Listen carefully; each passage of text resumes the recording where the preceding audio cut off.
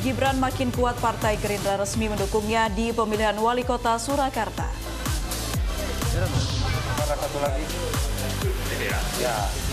Warga Bogor Hadi Pranoto klaim temukan obat ampuh sembuhkan COVID-19. YouTuber prank kurban sampah ditetapkan menjadi tersangka.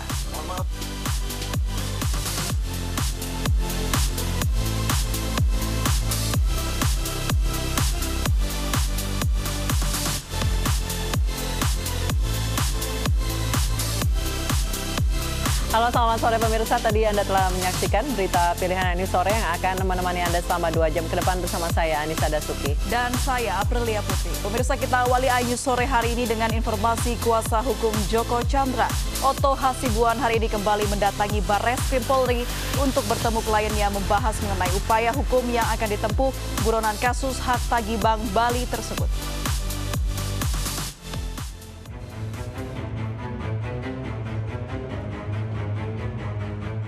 Kuasa hukum Joko Chandra Otto Hasibuan hari ini kembali mendatangi Barreskrim Polri untuk bertemu Joko Chandra membahas mengenai upaya hukum yang akan ditempuh kliennya tersebut. Kendati demikian, Otto Hasibuan hanya akan menangani 2 perkara kliennya, yakni penahanan oleh Kejaksaan Agung dan surat jalan palsu. Otto menyebut putusan PK yang diajukan oleh jaksa 11 tahun lalu harus batal demi hukum karena tidak memuat perintah penahanan dan bertentangan dengan pasal 197 KUHP. Satu mengenai pelaksanaan penahanan. Nah, jadi saya akan menyurat dulu ke kejaksaan, dasar apa Pak Jaksa menahan klien kami ini gitu loh. Kalau kalau hanya dasarnya ada pasal 197 itu berarti nggak benar, pasti batal demi hukum itu. Gitu. Bang, kalau soal surat jalan itu Bang, pegang juga nggak? Ya, mengenai surat jalan tentu kita tangani. Jadi sekarang ini kalau mengenai surat jalan dan sebagainya itu kan ada 2 hal yang berbeda ini kan. Satu mengenai soal penahanan, satu mengenai PK, satu mengenai persoalan yang dialaminya sekarang ini. Nah, persoalan yang dialaminya sekarang ini tentunya kami sebagai lawyer akan mengikuti mekanisme hukum yang berlaku lah. Kita respect, kita hormat kepada kepolisian, penyidikan dilakukannya kita persilahkan, apapun yang terjadi ya tentu kita harus siap menghadapinya. Artinya melalui jalur hukum lah. Joko Chandra resmi ditahan di rutan Barreskrim Mabes Polri Jakarta. Joko Chandra ditahan untuk memudahkan pemeriksaan kasus pelarian Joko Chandra yang diduga melibatkan sejumlah pihak. Tak hanya Joko Chandra, mantan pejabat Barreskrim Polri Brigjen Prasetyo Utomo juga ditahan. Prasetyo dan Joko Chandra ditempatkan di sel berbeda. Dari Jakarta, Tim Liputan iNews melaporkan.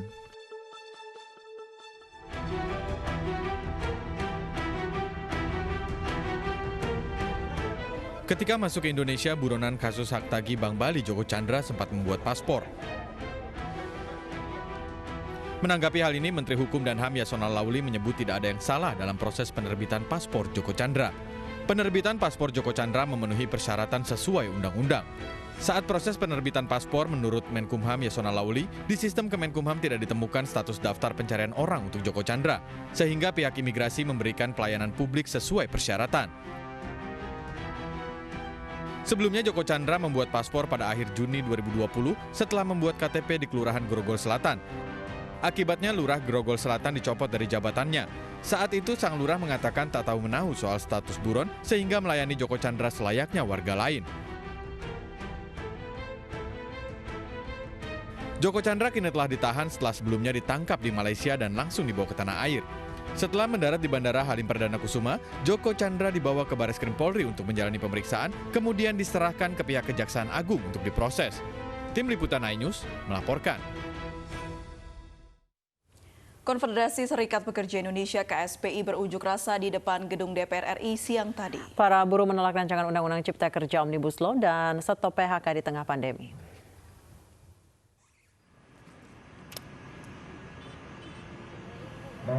Para buruh berkumpul di depan gerbang gedung DPR RI sejak Senin siang. Mereka membentangkan spanduk yang berisikan tuntutan buruh dan dipasang di pagar utama gedung DPR RI.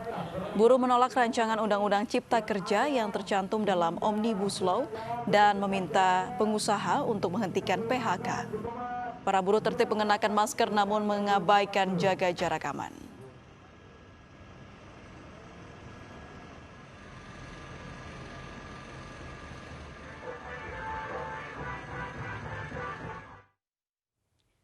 Pro kontra RUU Cipta Lapangan Kerja terus bergulir. Buruh berharap RUU tersebut tidak hanya ditunda namun dihilangkan dari prolegnas karena dinilai merugikan.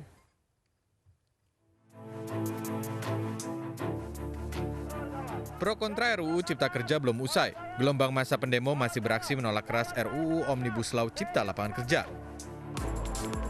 Akhir Juli lalu buruh menggelar unjuk rasa di depan gedung DPR RI Jakarta. Mereka datang secara bergelombang dengan konvoi kendaraan dari kawasan kerja masing-masing. Demonstran menilai RUU Cipta Kerja merugikan para buruh dan tidak tepat jika dipaksakan untuk dibahas di tengah pandemi COVID-19.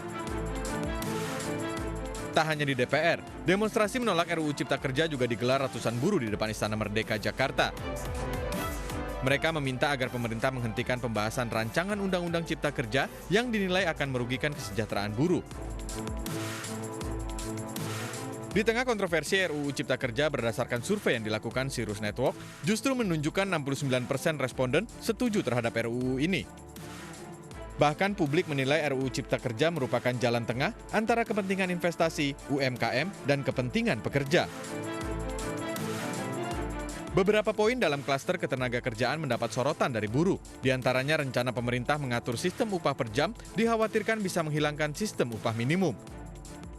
Jika bekerja kurang dari 40 jam, buruh berpotensi mendapat penghasilan di bawah upah minimum.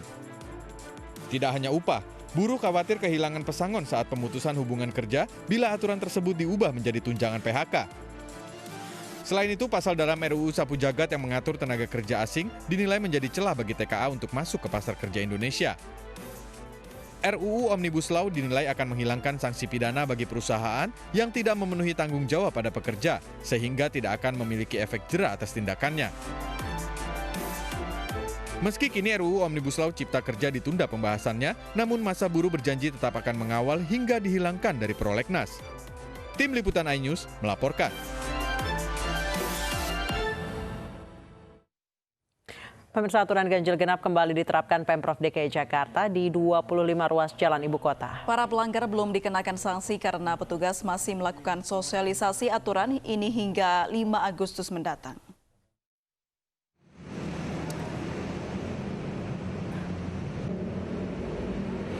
Hari pertama mulai diberlakukannya kembali aturan ganjil genap di Jakarta, masih banyak pengendara yang melanggar. Belum ada penindakan tegas bagi para pelanggar, namun mobil yang platnya tidak sesuai akan diberhentikan petugas dan diberikan sosialisasi. Sosialisasi akan terus dilakukan hingga 2 hari ke depan.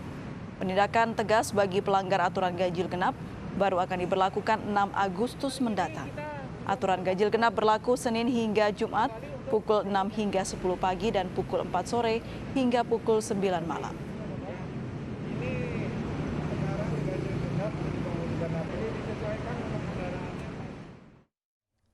Dan untuk memantau langsung penerapan sistem ganjil genap pada hari pertama dan bagaimana dampaknya, kita bergabung dengan rekan Ririn Oktaviani yang berada di Jalan Sudirman, Jakarta Pusat.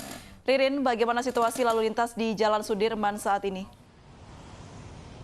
Ya, April dan juga Anissa, kira-kira sekitar 20 menit yang lalu pemberlakuan kebijakan ganjil genap untuk hari pertama, yakni di periode sore hari dimulai, yakni tepatnya pada pukul 4 sore dan akan berakhir pada pukul 10 malam hari nanti.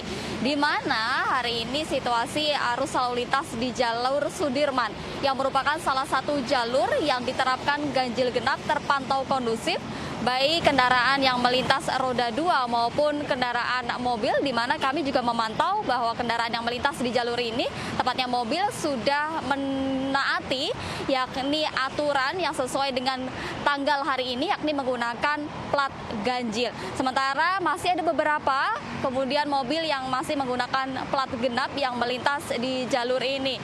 Dari pantauan kami memang tidak terdapat petugas baik dari Ditelantas maupun Dinas Perhubungan yang kemudian memberikan sosialisasi terhadap kebijakan kembalinya ganjil genap ini. Nah, dapat kami informasikan bahwa dari hari Senin hingga hari Rabu merupakan hari sosialisasi pemberlakuan ganjil genap, sementara nantinya di hari Kamis akan kembali diberlakukan penindakan baik penindakan secara manual maupun penindakan secara elektronik, dan nantinya bagi para pelanggar akan dikenai denda yakni Rp500.000.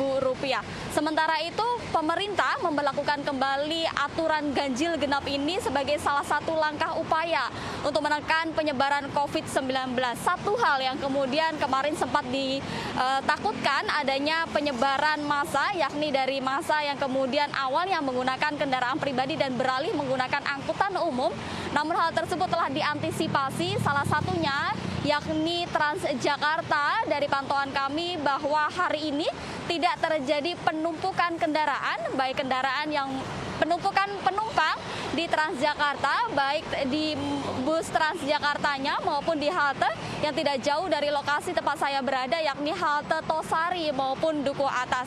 Dapat kami informasikan bahwa halte Transjakarta juga tidak terjadi penumpukan dan sudah dilakukan penambahan jumlah kendaraan yakni sebesar 25% jika dibandingkan dengan pekan kemarin untuk mengantisipasi adanya lonjakan dari pemberlakuan kebijakan ganjil genap ini. April dan juga Anissa. Baik, terima kasih Ririn telah bergabung bersama kami dan menyampaikan informasinya di iNews Sore. Pemirsa, untuk mendukung berlakunya kembali sistem ganjil genap, Transjakarta menambah 155 armada di koridor kawasan ganjil genap. Sementara jam operasional KRL tidak berubah dan tetap hanya beroperasi hingga jam 9 malam.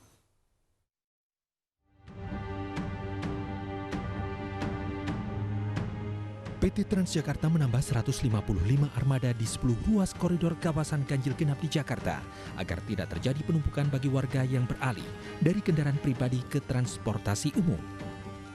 155 armada diproyeksikan untuk mempercepat pengosongan halte-halte pada jam penerapan ganjil genap pada pukul 6 hingga 10 pagi dan pukul 4 sore hingga 9 malam. Selain itu, penambahan armada juga memastikan terjaganya kapasitas maksimum sesuai protokol kesehatan pada masa PSBB, yaitu 50% dari kapasitas angkut. Pada jam berangkat kerja pagi tadi, halte Transjakarta Harmoni Jakarta Pusat tidak terjadi penumpukan penumpang. Banyak warga mengapresiasi penambahan armada karena tidak harus menunggu lama di halte. Lebih cepat, kayak nggak lama lagi sih Kak. Soalnya kan kalau misalnya mau berangkat kerja kan susah, kalau nunggu lama itu nggak bisa, takutnya telat. Sementara jumlah penumpang kereta komuter lain pada jam berangkat kerja tadi pagi relatif stabil dan tidak ada lonjakan penumpang. Tidak ada perbedaan jauh jumlah pengguna KRL hari ini dengan pekan lalu, walaupun ganjil genap kembali berlaku. Jam operasional KRL juga tidak berubah dari sebelumnya, yaitu mulai pukul 4 pagi hingga pukul 9 malam. Namun mulai 1 Agustus lalu PT KCI telah menambah jadwal perjalanan menjadi 971 perjalanan KRL. Dari Jakarta, Tim Liputan iNews melaporkan.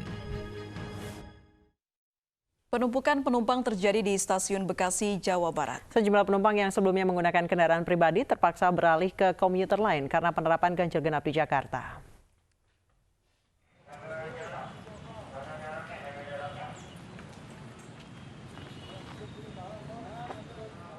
Penumpukan penumpang di Stasiun Bekasi, Jawa Barat terjadi pada Senin pagi. Antrian bahkan mengular hingga ke bagian luar stasiun. Meski jumlah penumpang yang masuk ke dalam peron sudah dibatasi, namun tidak adanya jarak antar penumpang tidak bisa dihindari. Sejak pandemi COVID-19, banyak warga Bekasi yang biasanya menggunakan kendaraan roda 4, mulai hari ini terpaksa kembali menggunakan komuter lain karena sistem ganjil genap kembali berlaku di Jakarta. Ya, tadinya bawa mobil kan, belum berlaku. Sekarang udah berlaku ya naik kereta. Mobil parkir di stasiun. Karena situasinya yang ini, kita bawa kendaraan sendiri. Sekarang kan mungkin dengan pembatasan ganjil genap, ya kita beralih ke angkutan umum. Petugas gabungan dari TNI dan Polri bersama petugas keamanan stasiun mengatur penumpang yang masuk ke dalam stasiun. Penumpang komuter lain juga dibatasi hanya 50% dari kapasitas normal. Dari Bekasi, Jawa Barat, Rahmat Hidayat, iNews melaporkan. Untuk mengantisipasi penumpukan penumpang di Stasiun Bogor, bus Jabodetabek Residence Connection resmi diuji coba hari ini. Bus JR Connection di Bogor ini melayani rute Taman Sari Persada Blok M dan Taman Sari Persada Juanda.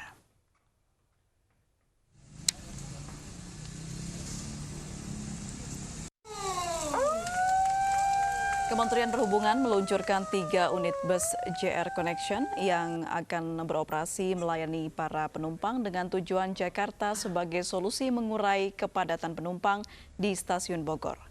Terdapat 3 tempat pemberangkatan di Bogor untuk masyarakat yang menuju DKI Jakarta, yakni Stasiun Bogor, Taman Sari Persada, dan Sentul City. Nantinya jika penumpang bus JR Connection meningkat, maka jumlah armada juga akan ditambahkan. Selama masa uji coba, tarif bus sebesar Rp15.000 per orang.